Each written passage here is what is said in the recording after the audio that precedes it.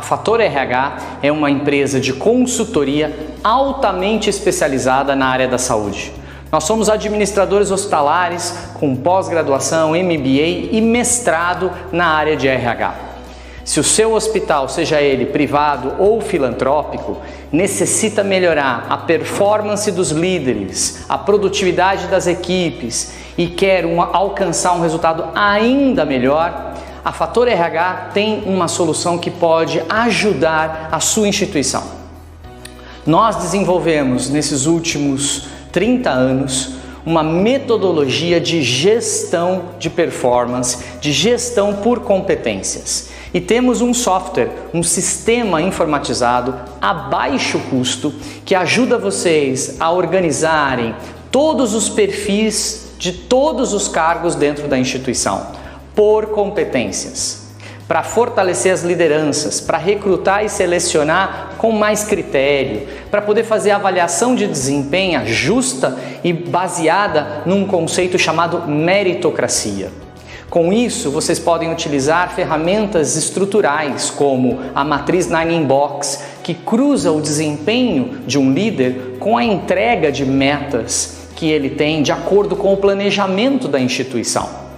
Tudo isso está disponível ao seu alcance. Nossos clientes estão espalhados pelo Brasil inteiro. Nós temos hospitais filantrópicos como Santas Casas, Santa Casa de São Paulo, Santa Casa de Passos em Minas Gerais, Santa Casa de Sobral no Ceará e tantos outros hospitais filantrópicos. Temos hospitais privados como a Fundação do Banco Itaú, que é o Hospital Infantil do Sabará, em São Paulo. Hospitais de congregações como o Hospital Madre Teresa, em Belo Horizonte. E uma infinidade de clientes dentro do Brasil e fora. Nos últimos 5 anos, nós conseguimos levar essa mesma metodologia, essa mesma ferramenta para melhorar a produtividade e o desempenho dos líderes e colaboradores também para países como Peru, Chile, Equador, Paraguai e Argentina. Então, seja nosso convidado para conhecer mais a nossa solução de gestão de pessoas inteligente, que atende todos os critérios da ONA, da Organização Nacional para a Acreditação, do Manual de Acreditação. Inclusive, a ONA, a própria ONA, é nossa cliente. Os superintendentes da ONA utilizam essa ferramenta, portanto validada tecnicamente, para avaliar seus diretores, gerentes, coordenadores e funcionários. Conte com a Fator RH para ajudar a alavancar e desenvolver os talentos dentro da sua instituição.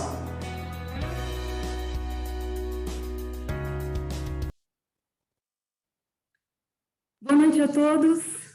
Bem-vindos à nossa 5ª temporada da Fator RH, nossa 4ª RH. O pessoal já está até me chamando de Cláudia Bernardes, de tanto que eu já estou aparecendo aqui, né, na 4ª RH. Mas eu sou a Cláudia Palmucci, faço parte da equipe de consultores da Fator RH e é um prazer poder estar nessa tarde conduzindo essa live com o tema Experiência do Paciente, com 2 convidados especiais que daqui a pouquinho vocês vão conhecer. Mas antes disso, eu preciso dar alguns recados importantes. Então, eu vou colocar aqui os meus slides para apresentar para vocês os meus recados importantes da noite de hoje. O primeiro recado que eu quero dar para vocês é que nós estamos aí trabalhando num novo livro na Fator RH, que é o livro Liderança de Alta Performance, escrito, organizado pelo professor Fabrício Rosso, com a participação da ONA, né? Nós estamos trabalhando aí, falando de liderança de alta performance e acreditação hospitalar. Eu também estou como coautora deste livro, e nós vamos lançá-lo em breve na Feira Hospitalar. Então, nos aguarde que logo nós teremos aí esse livro saindo do forno, com informações muito importantes sobre liderança de alta performance. E também, pessoal, durante a live, nossa equipe da Fator RH vai colocar alguns links para vocês aí no chat, para que vocês possam concorrer a 2 livros. O livro Gestão de Pessoas, do professor Fabrício Rosso, e o livro de Liderança em 5 Atos, escrito, organizado pelo professor Fabrício Rosso, com mais coautores, inclusive vou contar para vocês que nós temos um dos autores aqui participando da nossa live, chique pra caramba, gente. Então, por favor, né, depois vocês podem pedir para ele autografar o livro também, viu? Ele autografa, ele gosta, ele vai adorar fazer isso. Então, pode pedir, ele vai gostar. E ele está aqui com a gente hoje, já vou dizer quem é. Vocês devem estar olhando, falando assim, mas eu já sei, Cláudia, eu sei que você já sabe, mas eu já vou apresentá-los. E vocês vão ver também no nosso link do nosso chat o formulário. E como que ele vai aparecer para você? Vai ter esse link aqui, como está escrito, e vai aparecer um formulário, preenche para a gente. Faltando uns 15 minutinhos para terminar a live, já busca o formulário lá no chat, preenche para que você possa participar do sorteio dos 2 livros, né? Desses 2 livros que eu estou contando para vocês. Chega de recados, vocês vieram não para me ouvir falar, mas para ouvir o Marcelo Boegger, a Nancy Yamauchi, que são os nossos convidados de hoje. E eu vou deixá-los agora falar, né? Finalmente. Então, eu vou pedir primeiro Ladies First, né? Nancy Yamauchi, para que ela possa se apresentar, né? Falar de onde ela é, o trabalho que ela desenvolve, né? E depois, claro, que eu vou deixar também o Marcelo se apresentar, falar o trabalho que ele desenvolve, né? Para vocês, tá bom? Nancy, a palavra é sua. Eu cismo de chamar ela de Nancy, mas é Nancy, tá bom, pessoal? É Nancy Yamauchi. A palavra é sua. Muito obrigada, Cláudia. Em primeiro lugar, né, pessoal, boa noite. Agradeço imensamente esse convite, né, muito honroso para participar aqui do Quarta RH. Agradeço especialmente a Daniela, ao Fabrício, a gentileza da Cláudia, né, me orientando, dando apoio, e dizer que hoje é um dia muito especial, porque vou ter como parceiro, né, uma pessoa que eu admiro muito, que é o professor Marcelo Boegger. Então, estou muito feliz, né, de estar aqui para falar sobre esse tema. Eu que trabalho, né, na área de experiência do paciente, né, então sou facilitadora de aprendizagem, sou consultora nessa área, né, de experiência do paciente e do colaborador. Trabalho também como educadora de acreditação internacional, então gosto muito, e também atuo como coach de pontos fortes. Então, estou muito feliz hoje de poder bater um papo aqui com vocês e poder trocarmos experiências, ideias, conceitos, que eu adoro. Obrigada, viu, Cláudia? Muito bom. Marcelo, a palavra é sua agora, né? Gostaria que você se apresentasse para o nosso público aqui que está ansioso para ouvi-los, né? Muito bem. Claro, tudo bom? É um prazer estar aqui com você, com a Nancy, nessa casa aí que eu tanto já fazemos muitos trabalhos juntos com a Fator, muitos anos. Já viajamos, né, Marcelo? Para Amazonas, para Belém, né? Para tudo que é lugar, né? Então tem um carinho enorme por todo o time, a Dani, o Fabrício e todos os outros consultores que atuam na Fator, por ser uma empresa que compartilha os mesmos princípios que eu compartilho e também é um enorme prazer estar com a Nancy, dividindo aí esse tema tão importante, tão relevante, principalmente por tudo que está passando, né, a humanidade nos últimos tempos, onde houveram mudanças importantes. Eu acho que a gente tem a chance hoje de discutir um pouquinho disto. Mas eu sou Marcelo Boegger, para quem não me conhece, eu sou administrador de empresas, eu atuo numa empresa chamada Hospitalidade Consultoria, mas tenho parcerias com muitas outras consultorias em projetos, há 19 anos, e na saúde, também em outros mercados de serviços, como hotéis, mas principalmente na saúde. Coordeno e sou professor do curso de pós-graduação do Hospital Albert Einstein, no curso de especialização em hotelaria e facilities hospitalar. Já temos 21 turmas formadas, o próprio Fabrício é nosso professor lá também. É verdade. Né? E dou aula também na Fundação Unimed, dou aula no curso de controle de infecção hospitalar, entre outros cursos de pós e de especialização pelo país. E, bom, e é isto.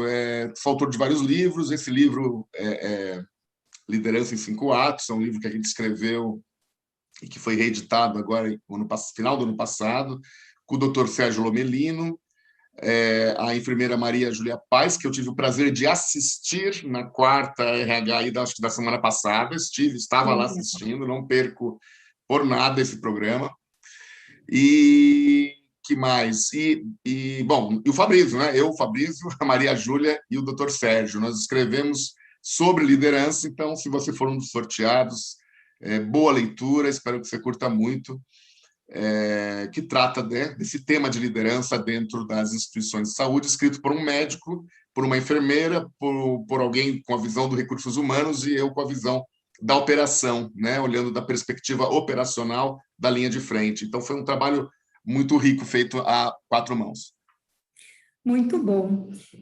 Eu estou aqui já vendo o pessoal está entrando, né? Está interagindo aqui com a gente. Muito bem-vindos todos vocês que estão aqui acessando a nossa live, né? Assistindo aqui. Então, boa noite a todos aí. A gente tem pessoal de tudo quanto é estado. Coloca de onde você é, para a gente poder interagir com você também. O pessoal que está entrando agora pode fazer perguntas, pode fazer pergunta difícil também, que eles respondem, não tem problema. Se eles não souberem responder, não se preocupa, depois a gente manda para você a resposta no outro momento. Então, todas as perguntas são válidas e eu estou acompanhando aqui o chat, então fiquem à vontade para fazer perguntas.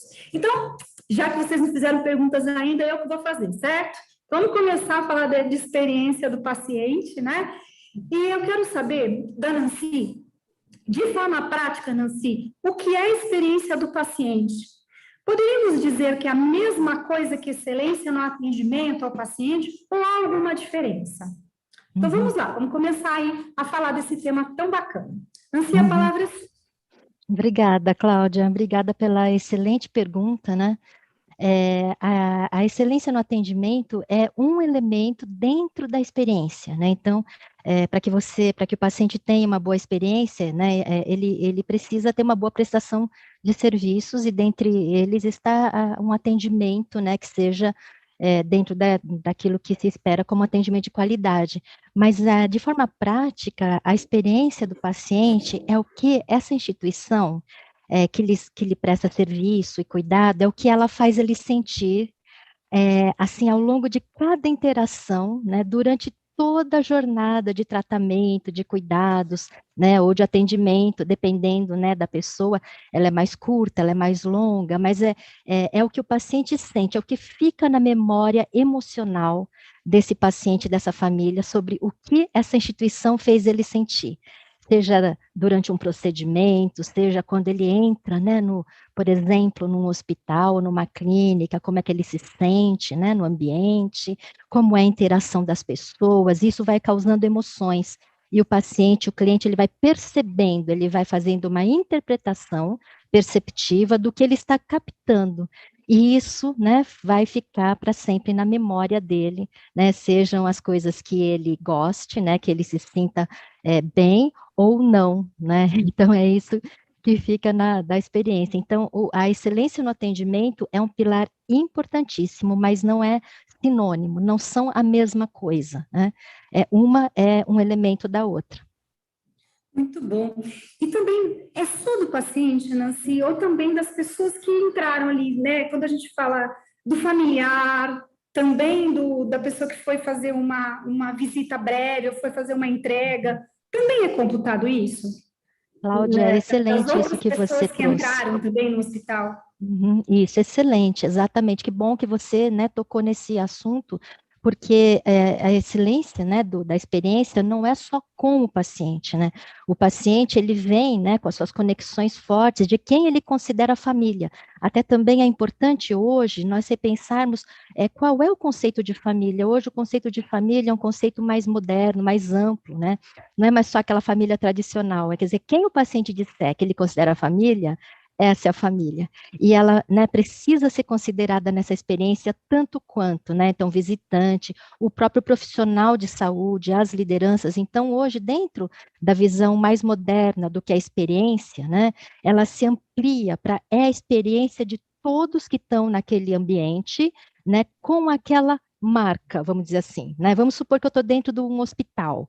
Então, todo mundo que estiver lá dentro, sejam os prestadores, o paciente, a família, etc., o que eles sentem, né, sendo cuidados ou trabalhando ali, né, então essa hoje é a visão, assim, mais macro, né, mas sem dúvida, né, somos seres humanos cuidando de seres humanos, né, então a experiência de ambos os lados importa. Muito bom. Marcela, gostaria de complementar essa questão? Eu gostaria de colocar, acho que concordo totalmente com o que foi falado, né? A gente tem que ampliar o leque para a hotelaria, principalmente, que são serviços de apoio, né? Que entregam comida, que entrega limpeza, que entrega roupa, que coleta resíduo, que cuida do estacionamento, do acesso, da catraca e do acesso ao prédio e da lanchonete e da caixa da água e todo o funcionamento da infra, né? Dos serviços de facilities contratados também para operar o prédio. Então, no final das contas, como o paciente é leigo e o familiar também o muitas vezes o que acaba restando de julgamento, e por isso que a hotelaria sempre esteve muito ligado à história da experiência, porque excelência de atendimento é muito subjetivo, né? Porque a excelência depende da expectativa e das percepções, que pode ter, conheço hospitais que têm um NPS alto e o atendimento não é bom, mas a expectativa é muito baixa, e aí o NPS é alto, e a gente não pode se satisfazer porque o NPS é alto. Quem não conhece, o NPS é uma métrica de cálculo de satisfação do cliente, quando se pergunta se ele recomendaria ou se ele voltaria para aquele hospital, onde ele dá uma nota entre 9 e 10, que então ele se torna promotor, de 0 a 6, onde ele se torna detrator daquela marca, ou ele é neutro ali no 7 e 8, e isso não é suficiente, né? Então, assim, eu posso comparar um hospital que presta um serviço muito bom, mas que a expectativa desse cliente é muito maior por fatores de remuneração daquele serviço, por fatores de expectativa gerada pela marca, pelo branding que existe naquela marca, ou por aquilo que foi prometido, ou pelo serviço prestado num outro momento, ou porque alguém falou mal ou falou bem, e ele cria uma predisposição diferente. Então, é importante entender que, muitas vezes, ele vai para a cirurgia, ou vai para o exame, ou para a terapêutica, e aquilo acontece adequadamente. Então, coisas que ele nem imagina que ele estaria correndo risco, acontecem adequadamente, o medicamento é dado corretamente, o equipamento está calibrado, a tua água tem potabilidade para fazer o cozimento do alimento, está tudo certo. Mas ele não gosta, porque o elevador estava quebrado e teve que dar uma volta, ou à noite as pessoas conversavam muito alto, a comida não era saborosa, ou não era de acordo com o seu gosto étnico, religioso, ou mesmo de aversões específicas. E, no final das contas, ele não gosta da experiência, da jornada entre admissão e alta. E, apesar de tudo ter dado certo, ele teve uma experiência ruim. Então, a gente tem uma boa excelência. A excelência do tratamento foi ótima. Ele está recuperado, ele está sem dor, ele atingiu o objetivo que ele foi alcançar ali, mas ele nunca mais volta para o hospital, porque aquilo foi ruim. E o contrário também é verdadeiro, onde você tem o óbito, a pessoa vai a óbito, o familiar, apesar do óbito, sabe que ele foi muito bem respeitado, morreu com uma dignidade incrível, da equipe toda atendendo aqueles solicitações, aquelas coisas que sabia que dava trabalho, mas atendia de uma maneira carinhosa, humana, segura, e que a morte não teve nada a ver com nenhuma prática que aconteceu no hospital. E, apesar de ter ido a óbito, a família fica tão feliz a ponto de feliz com o atendimento, saber que ele morreu de um jeito digno e adequado, e que aquilo lhe resulta num gosto bom na boca, na saída. Assim, poxa, ainda bem que ele veio para cá, né? Ainda bem que aqui eu tenho certeza de que tudo de melhor aconteceu para esta pessoa. E isso é um sentimento, isso é uma sensação, é como a Nancy falou, isso é uma percepção que não é tão fácil até de medir, mas que é feita de vários pontos de contato entre a chegada e a saída. É muito subjetivo, né? Porque você depende do que você vai despertar de emoção naquela pessoa, de sentimento naquela pessoa, né? Para que ela fale assim, nossa, eu tive uma experiência muito boa com essa instituição. A gente entra e sai do hospital o tempo todo, né? Por isso que eu tinha perguntado para a Nancy, as pessoas que a gente como prestador, quando entra, quando sai de um hospital, também está ali experienciando isso, né? Porque a gente se emociona com as ações que são feitas, né? Quantas vezes eu estava lá presente, tocar o sino que o paciente teve alta, né? Isso tudo vai causando uma excelente experiência para a gente. E aí, partindo desse pressuposto que vocês estão comentando, quais são os pontos principais para proporcionar uma boa experiência ao paciente? O que tem que ser levado em consideração? Já que é um tema tão subjetivo, né? E o que a gente tem que fazer aí para despertar e estimular para que ele tenha uma boa experiência? Marcelo, poderia começar por você, depois eu dou a palavra para mim.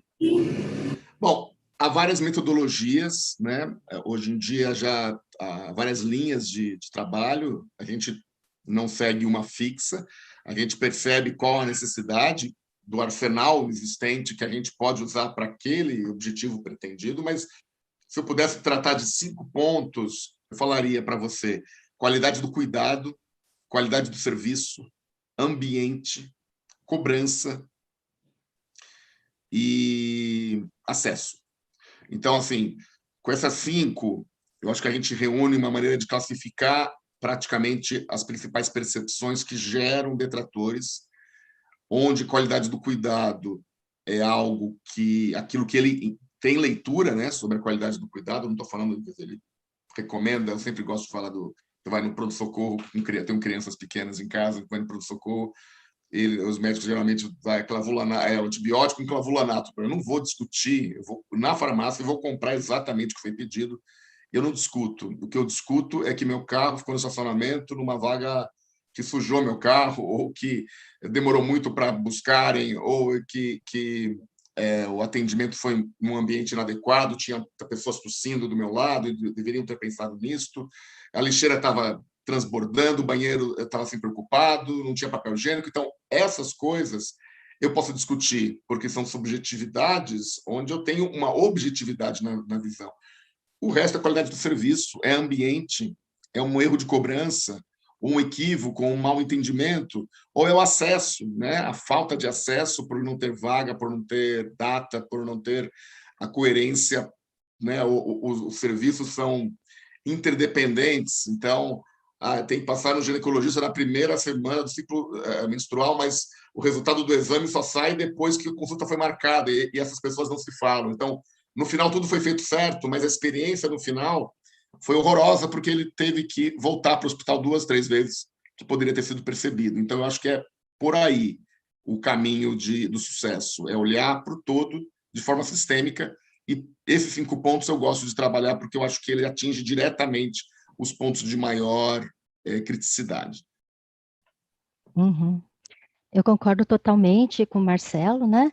E lá na Patient Centricity Consulting, onde a gente atua, a gente metodologicamente, né, reagrupou, né, de uma outra forma, mas com certeza abrangendo isso que o Marcelo falou. A nossa visão é baseada em 3 pilares, né? Então, e todos igualmente importantes. Então, o primeiro pilar para nós é a qualidade assistencial, né, como ele também colocou, a excelência no cuidado, né, no cuidado clínico, etc., e a segurança do cuidado, né, porque a gente diz assim que se tem algo que pode acabar com uma experiência, é um erro cometido, né, que poderia ter sido evitado, uma troca de medicação, uma troca de identidade do paciente, uma queda da mesa cirúrgica, ou seja, né, eventos adversos que poderiam ser evitados. Então, esse é um pilar importantíssimo, né? E eu queria até aproveitar que o Marcelo tocou num ponto muito importante, que a experiência, ela é tão importante que mesmo quando o desfecho clínico não é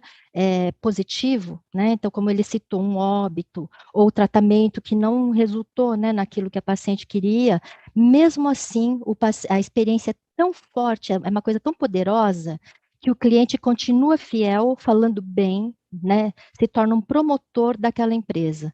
Se ele foi tratado com carinho, com respeito, com dignidade, se ele sentiu isso, né? Então, o que o Marcelo tinha dito. Então, esse é um pilar.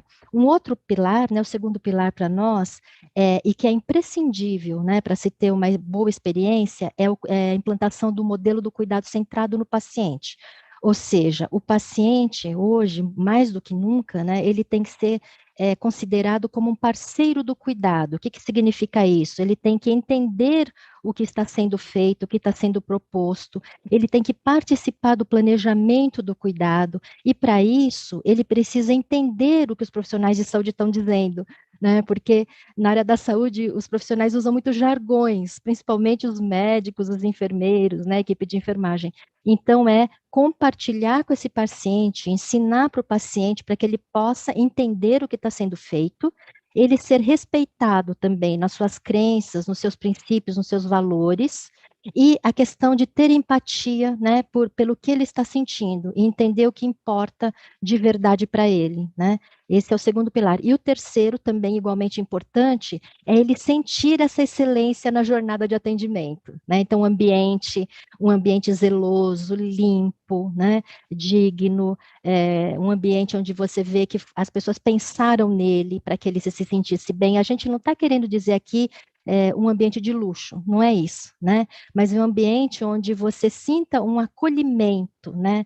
Que tudo está bem cuidado, né? Não está nada quebrado ou perigoso, as pessoas são educadas, né? Existe uma padronização do atendimento, né? A vestimenta das pessoas, as pessoas trabalham contentes, com infraestrutura, com material e medicamento certo, adequado. Então, tudo isso, né, e que é um desafio, né, gente, porque, principalmente na área hospitalar, a gente fala que a cada 6 horas, quando se troca o plantão, né, você fala assim, é um outro hospital, é um outro ambiente, é um outro risco, começa tudo de novo, então, os profissionais de saúde estão de parabéns, né, nós estamos de parabéns, porque é um desafio a cada, né, troca de plantão, e isso continuamente, 7 dias por semana, 365 dias por ano, né? Então, são todos esses elementos, né? Olha só como é complexo, né, gente? Então, parabéns aí para vocês, porque a coisa nunca foi fácil, e agora na pandemia, tudo veio à tona com muito mais exuberância, né? E aí a gente vê o quanto as pessoas, né, nos surpreende, as pessoas que estão na área da saúde, mesmo com todo esse caos, com tudo acontecendo, uma série de instituições com essa visão que vocês estão trazendo, né? Dentro do caos, eu poder proporcionar a melhor experiência para o paciente, né? Aquela coisa de levar lá o celular para que ele possa falar oi para o filho, de trazer a mãozinha quentinha. E a gente tem visto aí inúmeras histórias muito interessantes e muito importantes sobre esse tema. E aí me fez lembrar de uma experiência da minha filha. Olha só, a gente vai falando de experiência do paciente. Até hoje, ela tem 17 anos, ela ficou internada uma única vez, graças a Deus, e até hoje ela fala, mãe, eu queria voltar naquele hospital para ganhar chocolate na Páscoa, né? Eles tiveram a preocupação, né? Ela estava internada, de dar um chocolate para ela, mesmo naquela situação, né? Não era caso grave, mas mesmo naquela situação de dar um chocolate para ela, né? Então, isso gravou, ela já tem 17 anos. E uma experiência comigo mesma, que você falou do paciente, de seu paciente certo, trocaram uma vez, levaram outra pessoa para o meu marido, olha só, trocaram, em vez de levar eu, levaram outra. O bom é que, assim, ele olhou e falou, não quero, devolveu, né? O problema é se ele ficasse, né? E aí, você guarda essa experiência, não é, gente? Você fala assim, já pensou se ele gosta e fica com a pessoa e não devolve, né? Que caos, né? Que risco, né? Que risco, né? Então, só para descontrair um pouco, né? Porque, assim, é um momento que a gente está, assim, muito tenso e as pessoas estão fazendo o melhor que elas podem. Realmente, toda a área da saúde merece os nossos parabéns, né? Aproveitando esse gancho, como é que a gente faz para engajar todo mundo, né? A gente está falando aí de pandemia, tem que ter todos os recursos, trazer uma boa experiência. Você falou da troca de plantão, quando troca o plantão é outro hospital. Então, como é que a gente faz para engajar todos, para proporcionar uma experiência adequada para esse paciente, para não levar a esposa do outro embora, né? Para que a pessoa na Páscoa fique feliz? Como é que a gente faz isso? Vamos lá. Esse é um plano de saúde, é uma particularidade do plano de saúde que ele paga, que ele tem esse direito, tá? Ele pode escolher ali, mas não é uma coisa que tão maldade! comum. Ó, se puder trocar a esposa, pode trocar o marido também. Pode também. Né, Cláudia? Pode não é só trocar a esposa. Então, esse plano de saúde tem o direito de trocar o marido também, né? Então, para todos, não é? Ó, Marcelo, né? cuidado que nós tem aquela maioria. piada que a mulher pediu para o marido trocar o filho, né? Que era para trocar a fralda, ele foi lá e trocou por um outro filho. Pode acontecer também, né? Tem que explicar bem para a gente aí que trocar fralda não é uma coisa que... Vai que troca tudo, né? Muito bem. Mas Como muito é que a bom. gente Mas faz aí? acho Vai que lá, pode engajamento falar. é extremamente importante, é a palavra da vez para que a gente possa conseguir a gasolina necessária para essa experiência ser boa, independente, como a Nancy falou, pode ser algo de luxo, pode não ser de luxo, pode ser extremamente simples, a experiência vai acontecer em qualquer momento, em qualquer local. A questão é qual é o que está sendo entregue em relação ao que se espera e aquilo que se deve ser feito. E o engajamento é fundamental, porque não depende de salário obrigatoriamente, né? Depende da liderança, isso você sabe muito bem, né? O Fator RH trabalha diretamente com esse ponto, né? Com os feedbacks, com a estrutura, com essa ferramenta fantástica aí de poder estruturar isso de uma maneira adequada para a liderança, mas muitas vezes essa falta de engajamento acontece por não compreender o processo. Então, não há uma compreensão. Eu faço muitos trabalhos que eu vou na linha de frente e a gente desenha o workflow de toda a jornada do pronto-socorro, da hora que chega até a hora que sai, jornada da internação eletiva, da admissão e alta, jornada do exame lá no SADT, de um exame eletivo. Então, quais são os fatores, né? E quando você começa a falar sobre isso, você vê que muitas vezes as pessoas desconhecem os seus próprios processos ou os processos da área próxima, onde ele vai demandar aquele cliente, e isto faz com que não haja engajamento por não entender, simplesmente porque ninguém explicou, e porque isto não é algo fácil, né? Não é algo claro, né? Então, assim, as relações de rotas de colisão entre áreas onde um serviço depende do outro para que se realize um bom trabalho, é também parte desse engajamento. Então, eu acho que esse é um ponto crítico da gente trabalhar bem esse engajamento e fazer as pessoas entenderem. Logo, a primeira vez que você vai perguntar para a equipe qual é a tua meta, você vai falar, atender bem o cliente. Tá, mas atender bem o cliente é o quê para uma copeira que trabalha à noite? O que me traduza em ações. O que é para o médico do pronto atendimento, o que é no CME, o que é para o cara da manutenção, que vai entrar num quarto para arrumar um ar-condicionado. Então, se isso não está claro para as pessoas que entregam, e não está claro a ponto dele poder trocar em ações, e para a liderança trocar em métrica, do tipo atender em até X minutos, ou garantir com que a resolutividade ocorra, ou ter algum speech de atendimento que ele tenha que falar, ou que sabe que aquela fala pode ser importante a partir do um bom momento para entrar agora no quarto, posso entrar depois, posso voltar depois, ou ter essas percepções pequenas. E as ações que você mesma comentou, de dar o chocolate na Páscoa, são coisas assim que são... Aí não depende do engajamento dele, depende de um programa, depende de um orçamento. Mas tem milhares de coisas que dependem das pessoas que estão na ponta e elas precisam ser orientadas. Tem coisas que são óbvias para a liderança e a liderança não fala para a equipe, de tão óbvio que é. Mas não é óbvio, não existe óbvio, né? Você tem que falar, ainda mais agora, que mudou tudo, né? Olhando para o hospital hoje, se o hospital for construído hoje, ele não vai ser construído na pré-Covid, na mentalidade do pré-Covid. A gente já está olhando para o hospital com outro olhar de fluxo, com outro olhar para a convivência, porque mudou a forma de convivência, mudou a elegibilidade, mudou o volume, mudou o que se faz, mudou o que se pensa, mudou até os valores do cliente a observar algumas coisas. Então, se a gente não leva essas coisas em conta para olhar para engajamento hoje, a gente está fadado a ter um cliente satisfeito do pré-Covid, que é outro desafio. Bem, não sei. O Marcelo tocou em pontos importantíssimos, né? Então, começando aqui pela interface entre as áreas, né? O que acontece é que os hospitais, né, eles estão estruturados de uma maneira muito tradicional ainda, onde cada um entrega o seu serviço e só vê a sua parte. E só que a experiência do paciente, como a gente colocou aqui, é uma jornada transversal. Ela vai se utilizando de serviços de diferentes departamentos e diferentes pessoas. Só que cada um só está vendo a sua parte, e o cliente está vendo o todo. A gente chama isso, né, em administração, de efeito silo, né, onde existem assim, não existe essa integração entre as áreas. E os processos, muitas vezes, estão muito mal desenhados, fragmentados. Então, a gente até diz que um bom profissional, ele se prejudica no seu desempenho pelo processo estar muito frágil e mal desenhado. Então, eu concordo totalmente. Mas o que eu queria ressaltar é isso que o Marcelo falou, né?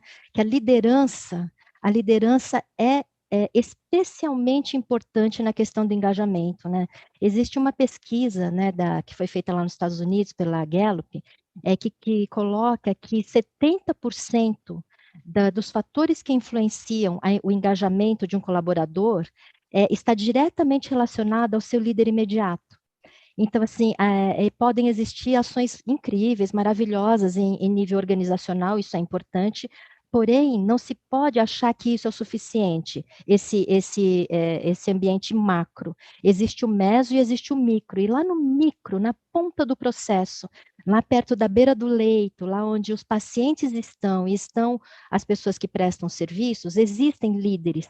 Estes líderes são extremamente estratégicos para conseguir esse engajamento. Então, essa pesquisa mostrou que 70% está na mão dessa liderança intermediária para operacional.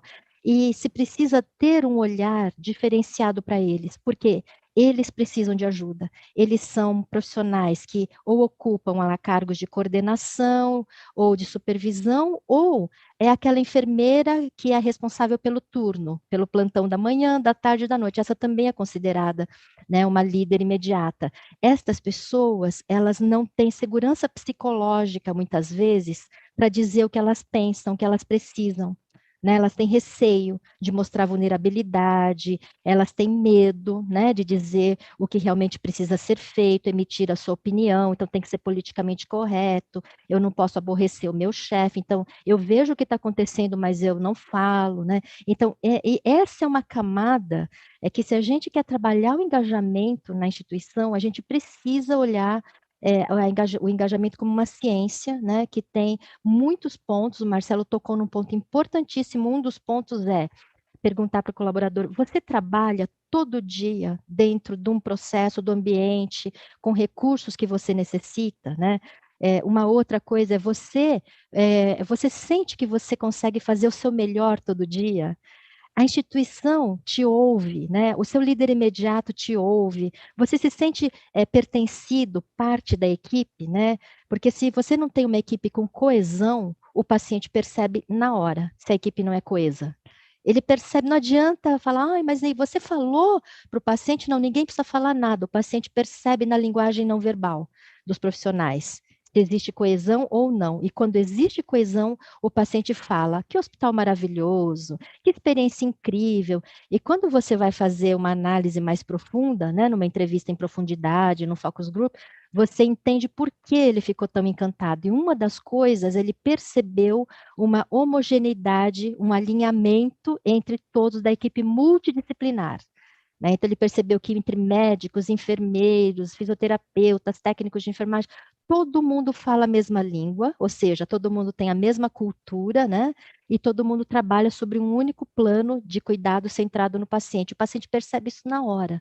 Então, a coesão de equipe é algo, né, que eu tenho advogado muito, né, lá com o pessoal da Patient Centricity. A liderança é tudo, né, Marcelo? Por isso que seu livro maravilhoso é sobre liderança, né, que é a coisa, para mim, é a coisa mais importante, né? Se eu pudesse resumir em uma única palavra, o que é mais importante, eu diria liderança.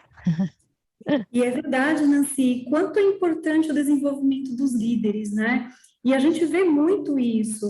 E também eu já ouvi muito, ouço, né, o tempo todo, porque a gente está na Fator RH, a gente trabalha muito a questão da liderança quando a gente começa a implantação de um programa de gestão por competências, né, para que a gente comece, inclusive, pelos líderes, para que possa fortalecê-los, para que eles consigam fazer toda essa ação, né? E a gente ouve muito isso. Olha, eu me tornei líder, da noite para o dia, estou líder, principalmente na área da enfermagem, né?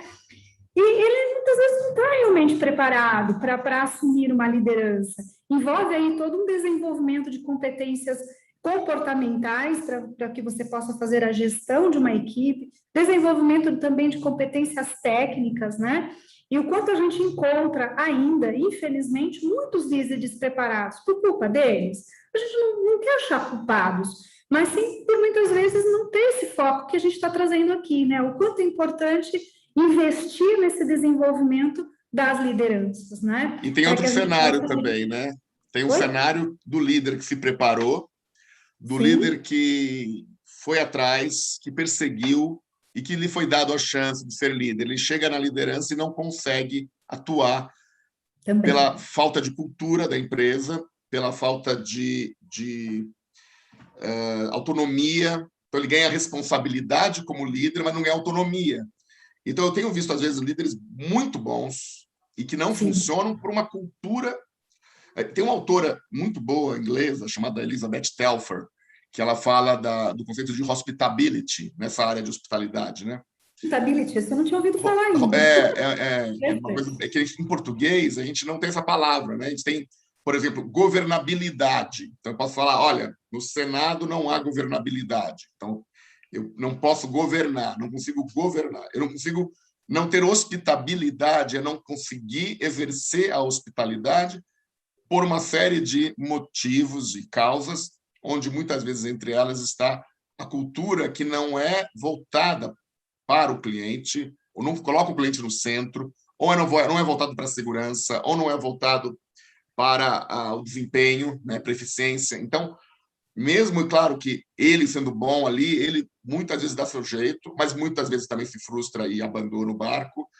Às vezes consegue mudar toda mudar isso, né? Mudar essa cultura, mas muitas vezes esse líder acaba sendo o reflexo dele o próprio liderado. E aí você vai encontrar pessoas que também acabam não conseguindo ter as suas autonomias por esse tipo de situação, e que em hospital acaba sendo até mais comum, muitas vezes, do que em outros ambientes, pelo excesso até de médias chefias que a gente tem, da importância que essas médias chefias têm na tomada de decisão tática em relação ao que vai ser executado. Então, desde uma prescrição de processo ligado à segurança do cliente, ou o que a ONA coloca no seu manual, a Joint Commission coloca no seu guideline, o que a Anvisa coloca, seja lá o que for que ele tenha que executar, mas ele não tem ambiente, então não tem orçamento, Perfeito. não tem autonomia, não tem, às vezes, estrutura por trás ou então é dado a ele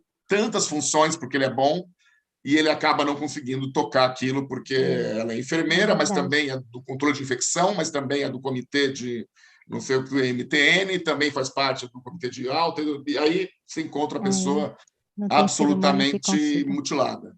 dar conta, né? E eu queria aproveitar que o Marcelo falou isso, então vocês imaginem num momento como esse, em que os hospitais, as instituições estão precisando de pessoas, você ter uma perda de talentos em massa, né? Então imagina, você tem uma pessoa super vocacionada ali para atender, né, para cuidar das pessoas, que gosta da instituição, está bem treinada, e você acaba perdendo esses talentos, né, que você deveria, né, tá tentando reter.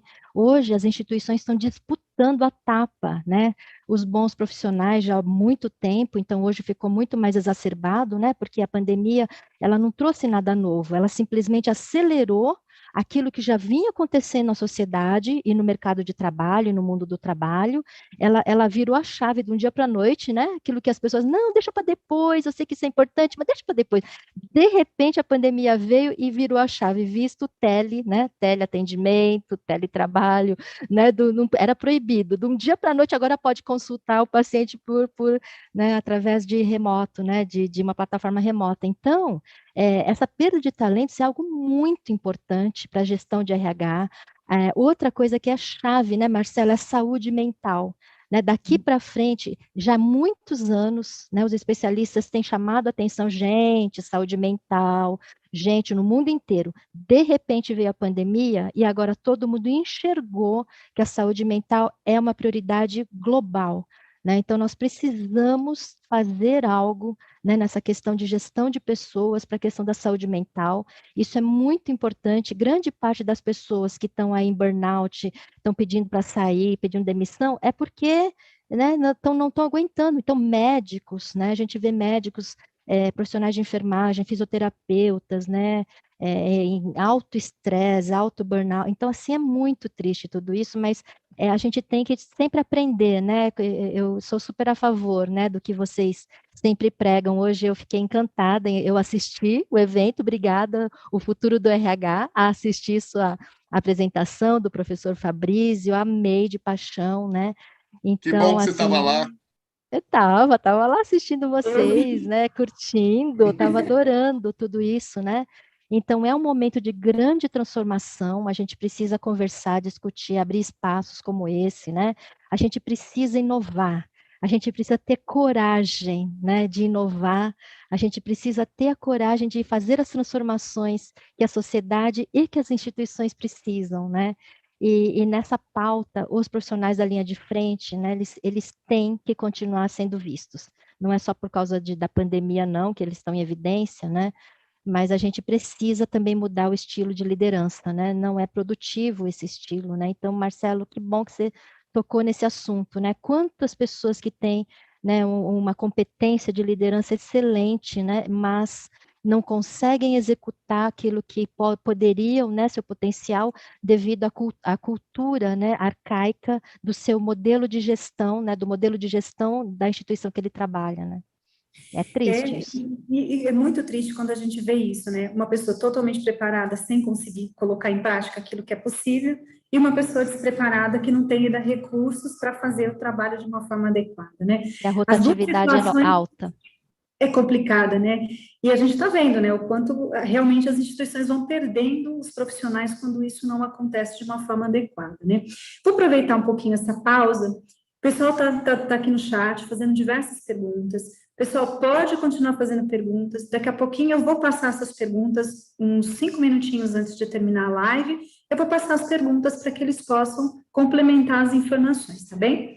Pessoal que não se inscreveu ainda, faltam 15 minutos para o término da nossa live. Quem não preencheu ainda o formulário para o sorteio, por favor, acessa lá no chat, preenche o formulário, participa do nosso sorteio, tá bom? Tem pessoal de Goiânia, São José do Rio Preto, tem aluno do Marcelo mandando beijo, abraço, né? Tem pessoal que é amigo da Nancy também mandando um oi para você, né? Mandando beijo, abraço. Tem várias pessoas participando aqui com a gente do Amazonas até o Rio Grande do Sul. Muito bom a participação de vocês. Estou vendo aqui a interação no chat. Daqui a pouquinho eu vou passar as perguntas. Então, antes de passar as perguntas, eu tenho mais uma questão para vocês, né? Vocês citaram aí situações que vão acontecendo no dia a dia e vocês estão o tempo todo lá dentro das instituições de saúde. Queria que vocês pudessem citar para as pessoas práticas de sucesso. O que vocês já vivenciaram lá, né, nas instituições que vocês trabalharam, de práticas de sucesso nessa questão de encantar o cliente, de ter uma boa experiência com o cliente. Poderia citar para mim, para o pessoal poder aí já começar a ter ideias, né, na sua própria instituição. Não sei, poderia ser você, depois deixa o Marcelo de novo. Tá Vou bom. deixar as damas primeiro, tá bom, Marcelo? Tá. Mas depois deixa você falar também, tá? Eu tô especialmente feliz, Cláudia, porque eu vejo um avanço, sim, gradativo. Lógico que está longe, né, ainda do que a gente gostaria, mas eu vejo muitas iniciativas bacanas aqui no nosso país. E às vezes eu digo assim, gente, vocês precisam publicar, né? Porque como eu também, né, dou aula, dou cursos, etc., muitas das vezes, o que eu uso como case, pessoal? O case de fora, do exterior. Então, eu conto o caso da Cleveland Clinic, né, que é um case emblemático, né, o que aconteceu ali, né, uma história incrível, né, para quem não conhece, quiser estudar a experiência do paciente, estudem por que essa instituição se tornou um emblema, né, um benchmark tão famoso no mundo inteiro, né, teve uma história ali que começou com uma simples indignação do seu diretor executivo, né, em que ele ficou sabendo que eles eram um dos melhores, acho que um primeiro ou segundo lugar, o melhor hospital de cardiologia dos Estados Unidos, né, de cirurgia cardíaca e tal, mas uma aluna, uma residente lá de medicina, disse assim, olha, doutor, né, Toby Cosgrove, eu não vou trazer meu familiar aqui no hospital, apesar de ser, né, um hospital que a gente sabe que clinicamente, tecnicamente é perfeito, porque aqui esse hospital é muito famoso, muito conhecido por não ter um atendimento empático. Vocês são muito frios, vocês só veem a parte técnica e tecnológica, mas vocês não veem o lado humano. Nossa! E falou assim, para o bem, né? Não falou assim. Ele ficou, a partir dessa inquietação, dessa indignação, que começou toda a história, né? Então, levou anos, nada é assim, uma transformação cultural não é do dia para a noite. mas exige um esforço muito grande de cima até embaixo, né, de transformação, de realinhamento cultural. Então, esse é um exemplo de fora que a gente sempre usa, mas eu queria usar, sim, exemplos de dentro do Brasil. Existem exemplos maravilhosos, eu fui testemunha de vários, né, porque conforme a gente dá workshop aberto, então vem pessoas de várias instituições, a gente visita também instituições aqui no Brasil, né, e as melhores experiências, Cláudia e Marcelo, que eu tenho visto, elas decorrem de quando se quebram esses muros entre departamentos. Então, quando você vê a liderança, uma liderança que ela se despe das suas vaidades pessoais, e ela não quer que, olha, foi uma boa experiência por causa deste setor, desse, não. A experiência foi nossa. Então, eu vejo muito os líderes dizendo assim: esse paciente rasgou elogios, nossa, uma carta enorme, só elogiando. E a pessoa fala o nome de todo mundo. Essa pessoa da enfermagem, essa da fisioterapia, essa da nutrição, esta copeira, esse auxiliar de transporte. Então, da pessoa mais simples até o cirurgião mais famoso. Então, assim, todos são genuinamente reconhecidos como tendo contribuído com aquilo. Então, isso vai causando um sentimento bom nas pessoas que contribuíram, porque muitas das pessoas que contribuem, elas são invisíveis, entendeu? Elas acham assim que ninguém liga para mim, ninguém repara. E da natureza humana, o ser humano quer ser visto, ele quer ser apreciado, né? Então, as práticas que eu tenho visto de sucesso, as pessoas não medem esforços para entender quem é este ser humano, por trás daquele paciente tem um ser humano. Quem é este ser humano? Consegue fazer essa leitura, mas não trabalha sozinho. Trabalha em equipe interdepartamental, multidisciplinar, enfim, né, como se queira chamar. Então, mais uma vez, é a cultura organizacional fortíssima, né, sustentada pela alta direção média e operacional, ninguém disputando vaidades, quem é mais que quem, não existe isso, todo mundo unido, e me veio aqui uma coisa na cabeça, me veio uma lembrança, pessoal. Uma vez eu estava fazendo uma visita educativa de auditoria, né, que tinha um hospital acreditado pela Joint Commission, lá onde eu trabalho no Consórcio Brasileiro de Acreditação, então tem essa oportunidade de visitar vários hospitais aqui no Brasil. E aí um dos profissionais que eu fui entrevistar, ele falou: eu sou da equipe de cuidados, né? Eu sou responsável pela cirurgia acontecer de forma segura, tudo funcionar, tal. Então, nos primeiros minutos dessa entrevista, eu achei que estava falando com um cirurgião. No entanto, sabe o que ele era? Engenheiro. Ele estava tão embutido, né, com esse sentimento de que eu sou responsável, ele falou, eu sou da equipe cirúrgica, eu sou responsável pela cirurgia dar certo. E eu achando que ele era alguém da enfermagem, medicina, não, ele era um engenheiro, e eu guardei para sempre com carinho essa lembrança. Muito bom, Nancy. Que ótimo exemplo aí, né, desse processo de todo mundo estar engajado, né? Sou engenheiro, mas se o aparelho não funcionar, a cirurgia não sai bem, né? Todo mundo realmente com essa visão muito verdade sistêmica, isso. né? Do todo, não é? Já pensou? O aparelho respiratório para lá de funcionar bem na hora do meio da cirurgia, Nossa, né? Bem complicado. imagina o Então, estresse. assim, imagina, né? Então, esse olhar, né, de visão sistêmica que você está trazendo é bem importante, né? Marcelo, é com você. Olha, quase sempre, quando a gente tem uma situação assim emblemática, é quando o funcionário teve que quebrar um galho do cliente e fazer algo que está fora do processo, algo que ele não espera. Então, eu tenho várias coleções de casos como esse. Mas não porque, quer dizer, claro que é mérito dessa pessoa, mas é porque não havia um processo. Eu faço cliente oculto e tem uma equipe que faz cliente oculto e a gente se interna, e a gente usa serviços e tal, e muitas vezes a gente cria uma situação para ver qual é o resultado daquilo. E a gente já viu em equipes de copeiras, auxiliares de higiene, principalmente, que eu acho que tem uma reserva técnica de caráter ainda muito boa nessas equipes, por serem genuinamente, se entregarem muito e viverem muito na preocupação, né, do cuidado que está sendo dado. Então, eu sempre vejo, mas eu vejo com atenção, porque é alguém atendendo bem dentro de um processo que precisou fazer aquilo. Então, dá um exemplo de rotas de colisão direta ali. Por exemplo, após as 22 horas, se encerra o jantar. E aí tem chá com torradas e tal. E a pessoa vem de uma quebra de jejum porque cancelou a cirurgia ou porque o exame acabou e ele pode comer, mas a próxima refeição só vai acontecer no de jejum do café da manhã do dia seguinte. E é muito tempo para alguém que já estava mais de 12 horas de jejum. E aí cabe aquela copeira e resolve o problema dele, mas ela faz absolutamente fora de um processo, o que não é algo para a gente se orgulhar. O erro está no processo não perceber situações como essa. Então, eu acho que, assim, como a Nancy falou, tem muitas situações, mas a gente tem que tomar cuidado de saber se essa situação aconteceu por excesso, né, de cuidado, de engajamento daquela pessoa, ou se, de fato, ela aprendeu a quebrar aqueles galhos e ela vai fazendo. A gente já vê isso na manutenção, na recepção, no próprio corpo clínico, né? Cansei de ver corpo clínico extremamente bem intencionado, querendo fazer coisa e vai contra o regulamento do hospital, mas o hospital tem um regulamento que não preconiza humanização, como o hospital de Cleveland, quando o Giffen Hospital lá do patient do Plantree também foi a mesma história, né? Onde teve uma situação emblemática e aí houve uma virada. Eu acho que a gente tem que considerar, para te responder assim, sinceramente, o fator de quem é o paciente. Você está falando de experiência do paciente.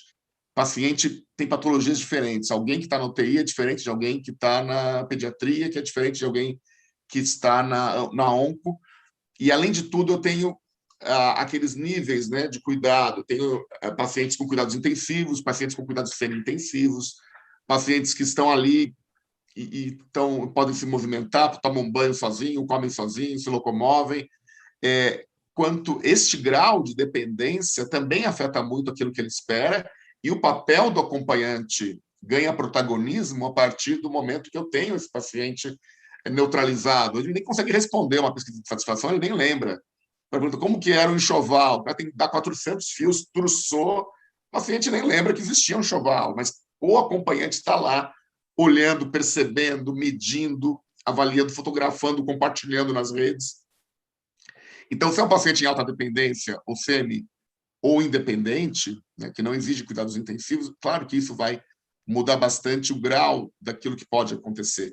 O que eu acho que a gente tem que fazer aqui é mapear essas possibilidades. O que acontece na hemodiálise, quem sabe mesmo é a equipe da hemodiálise, quem está lá dentro no dia a dia. A gente tem que envolver essa equipe e perguntar para eles. A gente pode também envolver o cliente, acho que a própria Nancy já deve fazer isso, né? Ela falou do Focus Group, a gente também faz Focus Group e é riquíssimo a gente pegar pacientes da UTI NEL, ouvir as mães da UTI NEL, e você vai ter ali informações que ninguém imagina que o hospital causa esse tipo de desconforto no cliente, onde uma mãe não sabe o que significa o apitinho que tocou e que ela não sabe se aquilo é grave ou não, e alguém chega uma auxiliar de enfermagem chega, aperta o botão e vai embora, e nem fala para ela que raio de apito era aquele. São pequeninas coisas, mas quando percebidas, treinadas, faladas, discutidas, fazem toda a diferença. Então, não tem que ter um super-homem que aparece ali, e claro que pode, esse é bom, mas não deve, se é muito frequente, é diagnóstico de falta de processo, falta de padrão. E é verdade. E, às vezes, assim, tem instituição que até tem padrão, mas não leva em consideração as diferenças, né? Eu preciso ter um padrão, sim, para poder organizar, não é verdade? É importante, né? E ter um padrão de excelência, o que não pode faltar, o que é fundamental, mas tem que levar em consideração a particularidade de cada uma das pessoas, né? E eu já ouvi relatos, a gente fazia um trabalho bem interessante realmente na formação de pessoas para fazer excelência em servir, que a gente pedia para elas contar a sua história de uau, né? O que elas fizeram e que causou uma experiência positiva nesse paciente. E a gente ouvia das coisas mais simples, as coisas mais mirabolantes, mas que faziam toda a diferença e também fez a diferença para essa pessoa poder fazer isso, né? De flexibilizar algumas ações dentro da instituição sem ferir o processo, sem ferir a norma, sem ferir os protocolos, mas que ela pudesse fazer alguma coisa diferente ali que causasse uma experiência positiva para aquela pessoa que está ali, né? Ou para o familiar daquela pessoa, né? Com certeza, Então, quanto perfeito. isso faz a diferença realmente, né? Com Nessa certeza. formação, né? Muito bom. Exatamente. Tá bom, gente, mas já está acabando nosso tempo. Gostaria de Pena. ficar aqui mais tempo com vocês e eu vou trazer as perguntas do chat, tudo bem? E depois a gente fecha com a dica que eu gostaria que vocês dessem para quem está assistindo a nossa live, tá bom? Então, quero registrar que nós estamos internacionais aqui. Eu estou vendo que tem uma grande amiga que trabalha com experiência do cliente do Uruguai, a Helena, que ela está aqui no chat, então ela está, nosso evento está internacional aqui hoje. Buenas Nossa, que noches! chique. Bem-vinda! Isso é muito bom, né? Quando a gente tem aí o nosso evento internacional, muito bom, muito legal. Obrigada pela participação de todos vocês. Ó, eu vou trazer, então, aqui as nossas perguntas do chat. Se alguém mais quiser fazer perguntas, sinta-se à vontade. E, pessoal, como já são 19h30, podemos passar uns 5, 10 minutinhos, tudo bem? Para a gente poder dar continuidade aqui às perguntas. E também para o pessoal preencher o formulário, participar do sorteio, né? Quem não preencheu, preenche, por favor. A Silvia, né, já fechou, desculpa, pessoal, já fechamos o sorteio, tá? Então, a gente falou para vocês 10 minutinhos antes, preenche o formulário, né? Então, como já são 7h30, nós já fechamos o sorteio. Então, se você não preencheu, me desculpe. Na live da outra, nós vamos ter outra, aí você entra de novo, participa com a gente, preenche o formulário e aí você concorre ao nosso sorteio, tá bom? Então, o pessoal que já preencheu, já acabou o sorteio, daqui a pouco eu vou divulgar os nomes dos ganhadores, tá bom? Muito bem. Então, agora eu vou precisar do meu acessório aqui, para a gente poder ver as perguntas do nosso chat.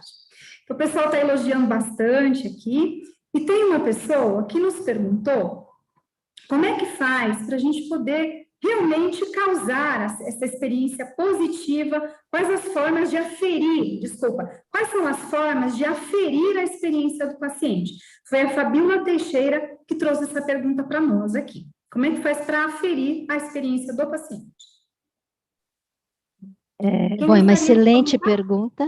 Excelente pergunta, aliás, é a pergunta da vez, né? Se tiver uma pergunta assim que está em destaque, é essa, é como mensurar, né? Como aferir a experiência do paciente. Então, assim, para ser bem sucinta, né? Porque é muito amplo o tema, é criar uma metodologia que tenha dados quantitativos e qualitativos, principalmente. Então, uma metodologia quantitativa, ela é importante, mas não dá conta. Então, por exemplo, né, se você usar ali um questionário de experiência do paciente, né, então, você tem perguntas elaboradas de acordo com isso que a gente disse até agora aqui nessa live, né, a experiência é algo que a gente mede de maneira objetiva.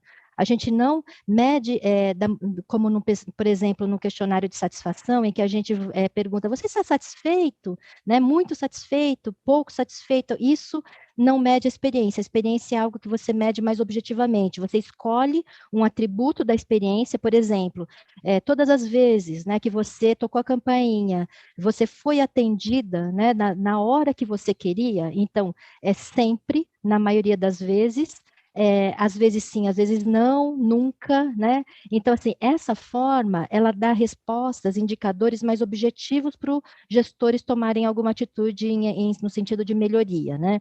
Só que ela também não dá conta de capturar a experiência, porque a experiência é algo muito profundo. Então, a gente faz um mix com dados qualitativos. Por exemplo, entrevistas em profundidade. Logicamente, você não vai conseguir entrevistar todos os pacientes, mas você escolhe, faz uma metodologia para que você escolha no mês um grupo de pacientes, olha, oncológicos, outros pediátricos, e por aí vai fazendo, né, um cronograma.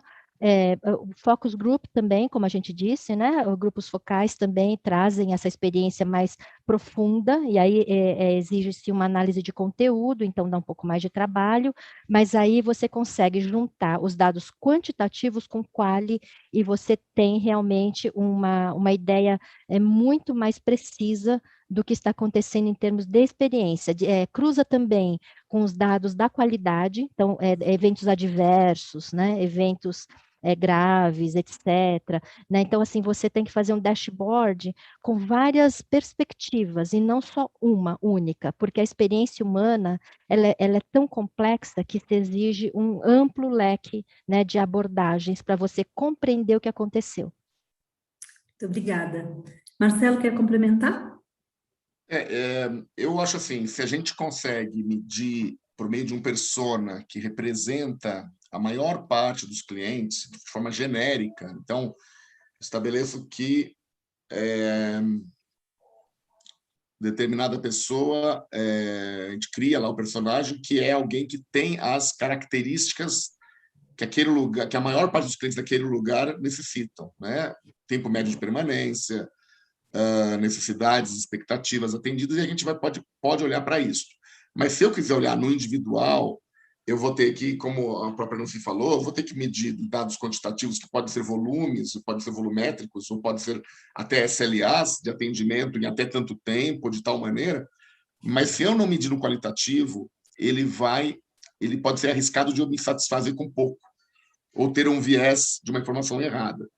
No qualitativo, é exatamente mudar. Ou eu tenho alguma bronca com o NPS, dependendo da maneira com que ele é avaliado, porque ele é extremamente quantitativo, e alguém que dá 2, alguém que dá 6, é detrator do mesmo jeito. E, no final das contas, quem dá 2 e quem dá 6 tem uma experiência absolutamente distinta na organização.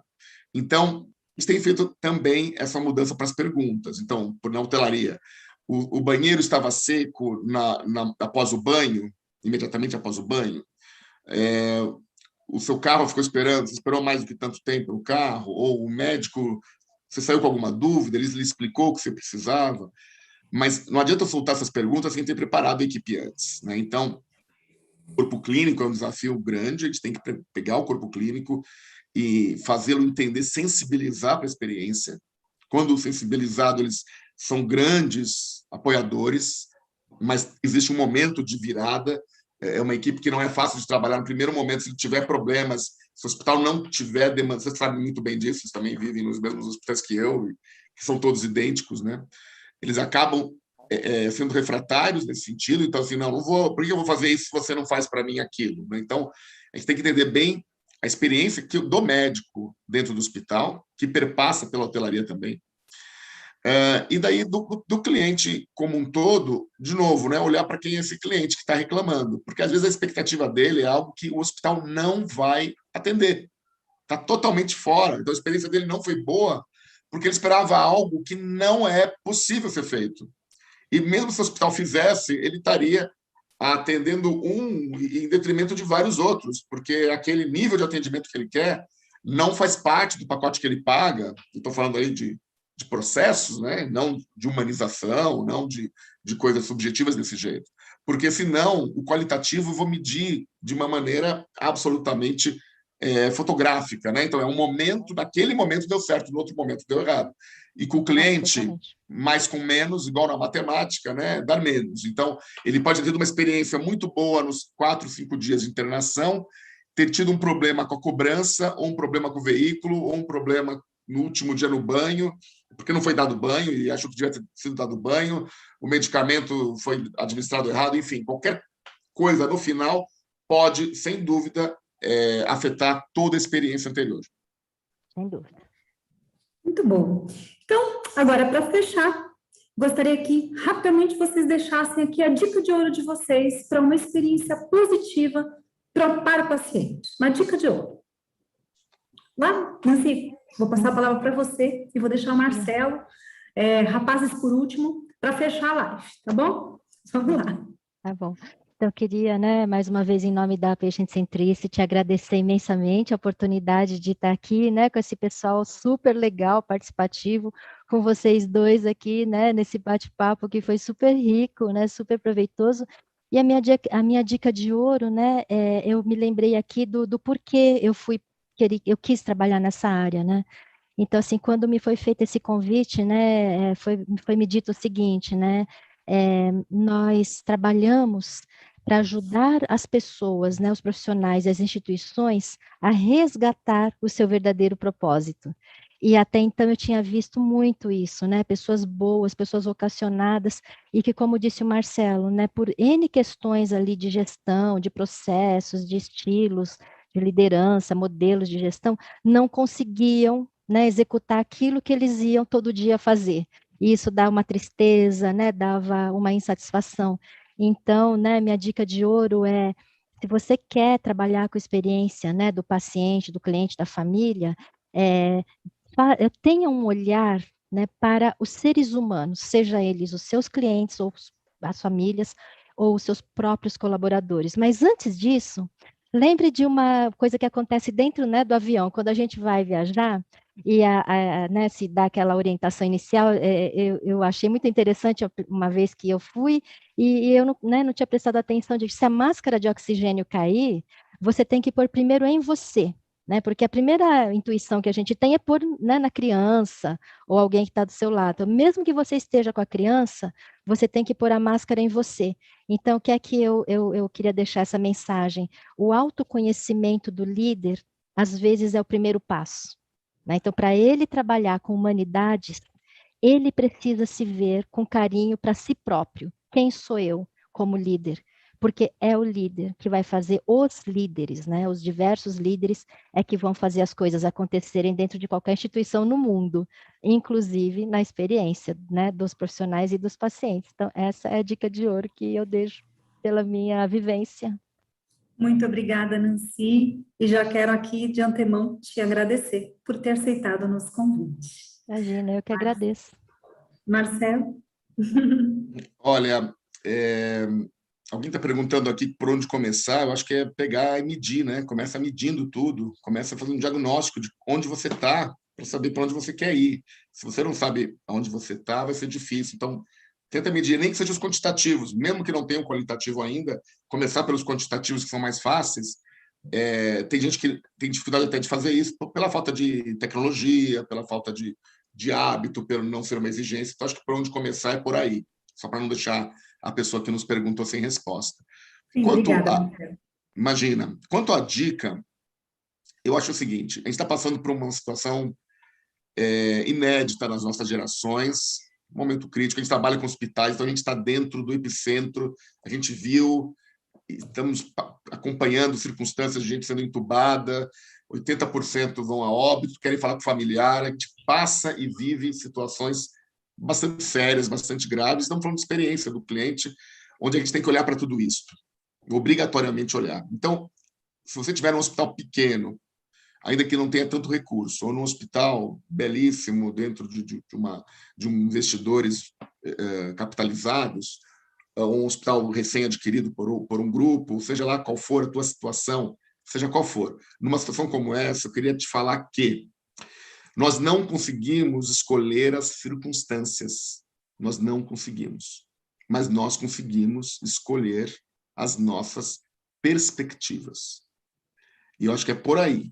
A experiência do cliente vai estar nas perspectivas que a gente escolher para dar, independente das circunstâncias que a gente vive. A circunstância pode ser o subdimensionamento de equipe, a circunstância pode ser um Covid faltando material, capa de 30 gramas para entregar para a equipe, né? As circunstâncias pode ser você estando com filho com febre em casa, tendo que ir trabalhar. Mas você pode escolher a tua perspectiva e isto não depende de ninguém, depende de você. Muito obrigada, Marcelo, pelas suas palavras, né? O quanto é importante a gente poder escolher, né? E a gente pode fazer isso, né? A gente tem ali a liberdade de escolha, né? Isso é bem importante. Muito obrigada. Pessoal, agradeço imensamente, Nancy, Marcelo, foi uma live muito produtiva, aprendi muito aqui com vocês, né? Prazer recebê-los aqui. E agora nós vamos anunciar os ganhadores. Olha só, o pessoal já deve estar aqui na maior expectativa para saber quem ganhou o livro, né? Então, eu vou anunciar os ganhadores, vou dar alguns recados e a gente fecha essa live. Então, Xênia Rafaela Barros da Silva Angelim, da Maternidade Escola Januário Cico, de Natal, Rio Grande do Norte. Olha só, pessoal, da praia, né? Que delícia, muito bom. Xênia, nós vamos enviar o livro para você por correio, tá bom? Então, você preencheu lá todas as informações, nós temos uma pessoa da nossa equipe que vai entrar em contato com você e vai enviar o livro. Assim como também vai enviar o livro por correio para Tatiane Santos Feliz, do Hospital Alsta de São José do Rio Preto. Ok? Então, olha só, São José do Rio Preto, Goiânia, pessoal do Uruguai, muita gente participando aqui com a gente hoje. Então, pessoal, dia 16/6, nós vamos falar de liderança de alto impacto. Olha, nós falamos bastante de liderança hoje.